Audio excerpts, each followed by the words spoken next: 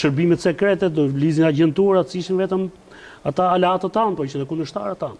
Dhe gjitha ajo situatë shkarkoi në tropoj dhe pati ato pasojë kaq të rënda. Por tek ajo pjesa që më pyete pak më parë për punën e trimërisë politikanëve. Në 28 mos gaboj, po 28 nëntor të 2000-s, Ilir Meta ka qenë kryeministër. Ka bërë një vizitë në shtator për zgjedhje lokale dhe kanë tentuar ta marrin peng. Edhe pse ka qenë shoqëruar me forca speciale me Garda e Republikës. Pra i kanë marrë makinat dhe kanë tentuar ta marrin peng. Iliri. Po. Sigurisht ka qenë organizuar nga mbështetësit e Berishës. Në 28 nëntor është sulmuar komisariati i Tropojës nga njerëz armatosur dhe ka qenë përgatitur një plan që nëse binte komisariati i Bajram Currit, të gjithë komisariatet rresht në veri të Shqipërisë deri në Tiranë bini njëra mas tjetrës. Por për fat mirë ai komisariat nuk ra ditë. Sepse pati njerëz vërtet trima që mbajtën. Por u desh të paguaj me jetë njerëzish. U vranë 2 persona në shkallë të komisariatit. Komisariati shulmuar marrën kundër tanke. Ndërkohë nga komisariati është mbrojtur me mitraloz. Imagjinoni një qytet aq i vogël sa është Bajram Curri. Pra të përfundosh në një situatë tillë mes njerëzve që gjithë deri mbrëm në darkë kanë qenë bashkë me njëri tjetrin dhe të nesër kanë rroka armat me luftu me aq ashpërsi me njëri tjetrin, domethënë.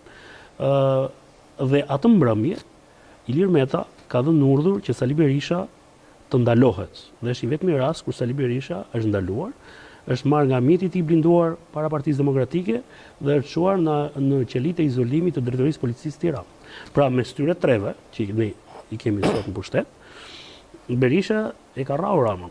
E kanë masakruar në Kodrat Liçenit, kur Rama në atë kohë ishte thjesht shkruante, ishte piktor, ishte pedagog i akademisë, pra është nuk e di nëse ke pas mundësi të shohësh fotot e Ramës, e kanë masakruar barbarisht.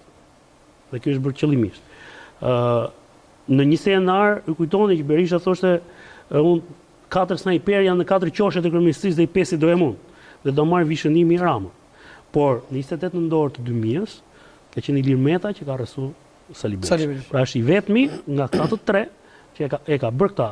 Sepse ne kemi në traditë, ku them ne gjithë shqiptarë. Pra, trimi është ai që flet për trimërinë. Trimi është ai që vepron, që tregon triminë. Absolutisht. Dhe ne për fat keq kemi shkuar në politikanë tani që ata vetëm flasin për trimërinë. Dhe prandaj sot po ta shikosh me ftohtësi, me qetësi dhe dashuri, kur thotë Ilir Meta, sinqerisht domethënë më duket më trim Ibrahim Rugova.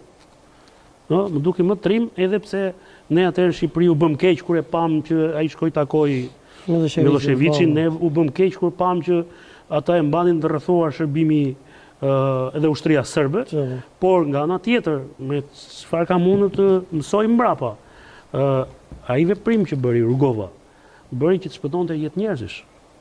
Sepse gjëja që dinte më mirë Rugova ishte që ai nuk kishte një ushtri në dispozicion që të përballej me makinerinë luftarake serbe. Dhe në një përballje pa një mbështetje të madhe ndërkombëtare, siç erdhi nga NATO, patjetër që serbët mund të shkaktonin masakra shumë më të përgjithshme se ato që kanë bërë. Dhe nuk kanë bërë pak, kanë bërë jashtëzakonisht shumë. Por imagjinoje nëse do të ishte provokuar një konflikt në një situatë tjetër, kur ti nuk do kishe mundësinë e avionëve të NATO-s në ajri dhe nuk do të kishte mbështetjen logjistike të Shtetet Bashkuara të Amerikës nga toka. Kështu që prandaj them që në këtë xhunglën tonë, këta majmunët që janë atje sipër, babuin dhe hjenat që u shërbejnë atyre, kanë shfarosur çdo gjë.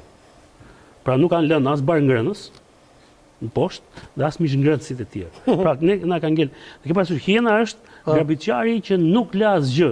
Pra një luan kur ha një kafsh bar ngrënëse e lën në fund diçka.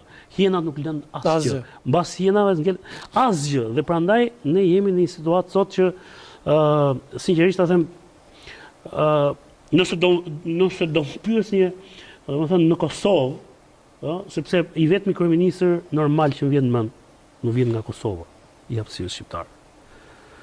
Mase mund të duket çudi, po them sinqerisht, unë do doja që në Shqipëri ne të kishim një kryeministër si Abdullah Hoti. Pse? Sepse unë mendoj që një kryeministër që s'bën asgjë, thjesht nuk i prish punë vendit. të tjerët, duke dashur, duke thënë që po bëjnë shumë, na kanë dëmtuar shumë. Kurse dikush që të çohet del nga dera e shtëpisë në 7 mëngjesit, shkon në punë, si krejt njerëzit e thjeshtë. Kthehet prapë në shtëpi. Mbaron punën dhe kthehet prapë në shtëpi, është njëri krejt normal. Pra Abdullahu ti s'ka bëu kurrë, po keq bile s'ka bëu. Ai nuk na ka bë dëm. Dhe ne kemi arritur në pikën që ai që s'na bën dëm është më i miri mes gjithë tyre. Pra, mes gjithë qorrave ai më një sy. Pavarësisht atë as di diçka, kryesuria mos më bë dëm. Pa dashur, nuk e di e ka bërë me dashje apo pa dashje, por Abdullah Hoti na mësoi që mund të kemi edhe një kryeministër i cili nuk rri gjithë ditën në televizor, i cili nuk demonstron forcë, i cili nuk thot do bëjmë këtë, do bëjmë revolucion, i cili nuk e godet në mënyrë të pamëshirshme kundërshtarin, i cili nuk merret gjithë ditën me kundërshtarin, por merret kryej punën e vet. Ne na duhet një kryeministër që kur nuk bën detyrën, populli çohet dhe ta heqë. Ne çfarë bëjmë? Ne zgjedhim kryeministra që në momenti kur duhet i heqim, ata me fuqinë që grumbullojnë rreth vetes e detyrojnë popullin të ikë. Sigurisht. Po a mund të jetë domethënë piknisja e problemit Sali Berisha dhe vëllazërit Hakla kjo që e thova pak më herët? Medusa. Çështja e Tropoja thashë një herë ka patur nisi si një konflikt i brendshëm. Pra në Shqipëri dhe pastaj u zgjerua edhe për çështjen e Kosovës. Por sigurisht Haklajt u bën problematik të mëdhenj për Berishën, sepse e goditën Berishën vendlindjen e tij. Berisha ka formimin, është rritur në Malsi, ka formimin e Malsorit, për Malsor shumë e rëndësishme vendlindja, dhe mos harroni nga momenti kur ka ndodhur incidenti i Haklajve me Berishës janë dashur 13 vjet e gjysmë që të mos shkel vendlindje. Dhe ka qenë akuza kryesore kundërshtarëve të tij. Pra në një vend si Shqipëria, dhe ti të mos shkelësh dot vendlindjen tënde, madje ai dhe kur u bë kryeministër ju deshën disa vite që të kthehej në vendlindjen e vet. Sigurisht që konflikti me Haklajt ka nisur gjatë ngjarjeve të 97-s, pra kur shteti po shkërmori në Shqipëri. Dhe kur me një vendim të Berishës po kërkoheshin vullnetar, të cilët do armatoseshin në Tiranë dhe do dërgoheshin në jug për të shtypur revoltën që quhen atë kohë që po e bënin pjesa e jugut të vendit. Dhe Fatmir Haklaj ka dalë në momentin kur ato kamionët po mbushen me rezervistë dhe u ka thonë, ju nuk keni pse shkoni në jug. Kufiri ja ku është, dhe hajde t'i bjem posës serbe dhe dalim në Kosovë. Ne nuk kemi pse bëjmë luftë në jug. Dhe për fat keq, në atë rast një pjesë e njerëzve kanë dëgjuar dhe kanë zbrit për këtë. Dhe kjo ka mbet. Po t'i thyej urdhrin Berishës, ishte gjë e vogël.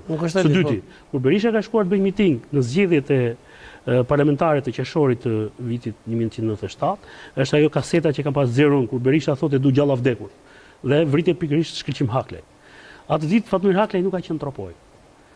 Sepse djali i Xhaxhajti ishte vrarë në një prit në Milon.